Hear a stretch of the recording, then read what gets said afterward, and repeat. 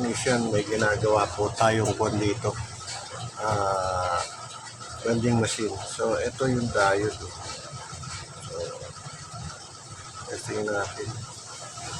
Yun, malo. Kabila, malo. Saka itong may resistor pa kung napapansin mga ka-technician, kung nakikita nyo ito.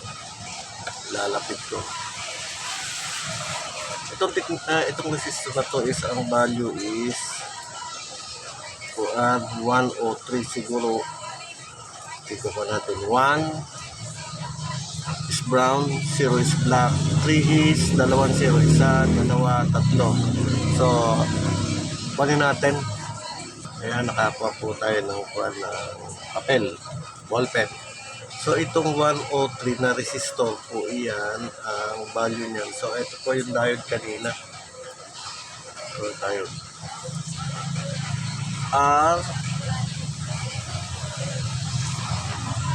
R103. So, ang 1 is brown. Tapos, ang 0 is black. Tapos, ang 3 is orange. Ano daw natin malalaman kung ano value nitong resistor nito? So, gawin na natin. Brown is 1, black is 0. Ngayong 3, 103 yung orange. Gagawin natin yan. Ilan ang hinihingin 0? 3. 1, 2, 3. Ayan po, maliwanag na maliwanag ha. 1 is brown, tapos bring down 1. 0 is black, bring down 0. 3 is orange, bring down 3, 0, 1, 2, 3. Ngayon, from kanan, gagawin natin dyan, bibilang tayong 3. 1, 2, 3. Okay. Erase. Yeah. So, ano daw ang value ng na yan? Ng resistor na yan? Bakit?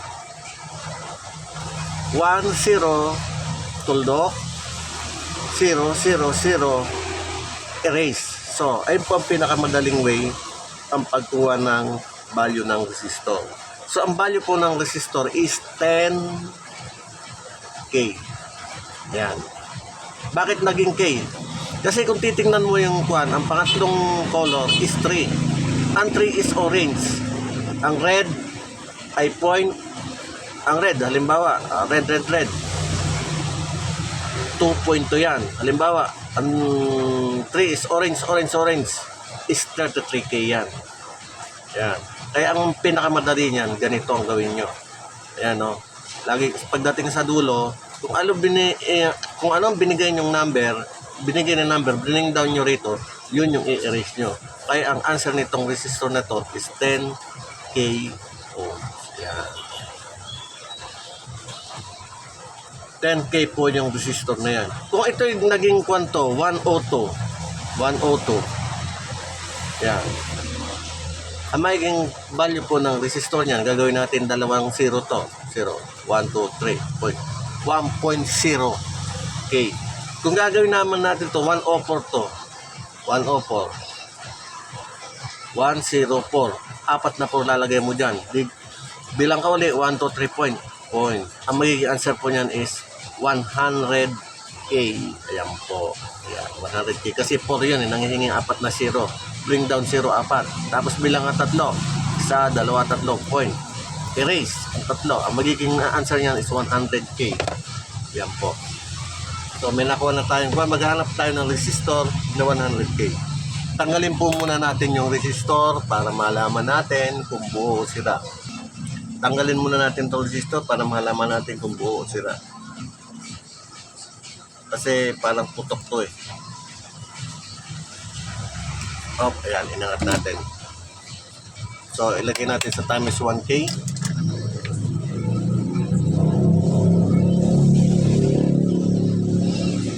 Open po talaga siya. Yun, tanggal na. Dito na natin testing yan sa tester.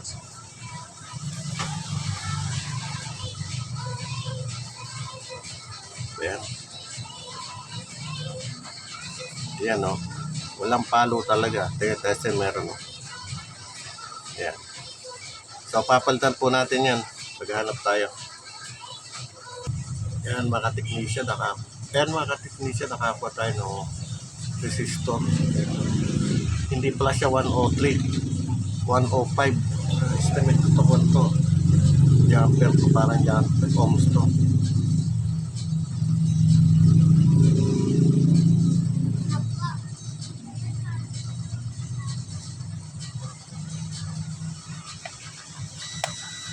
Yun. Tumulog ang tester. Okay. So ito na ikabit natin. Kasi burado kala ko 103. 185 pala. Nakapares ng welding machine, nakakuha rin ako. Ayan. 185 pala siya, mga ka-technician. So ikabit natin. Testerin pa natin isa. Testerin pa natin itong isang 200.